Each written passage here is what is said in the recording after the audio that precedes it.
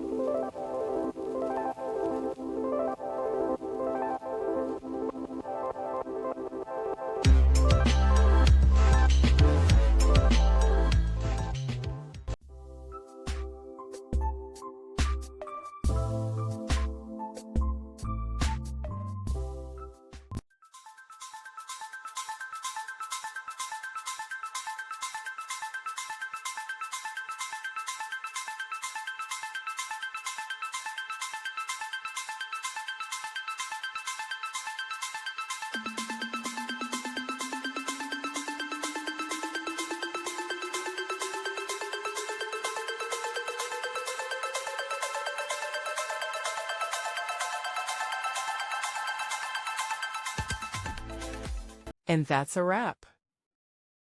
I hope you found the answer you were looking for. If you did, take a second to hit that subscribe button. It really helps out. And let me know in the comments which solution worked best for you.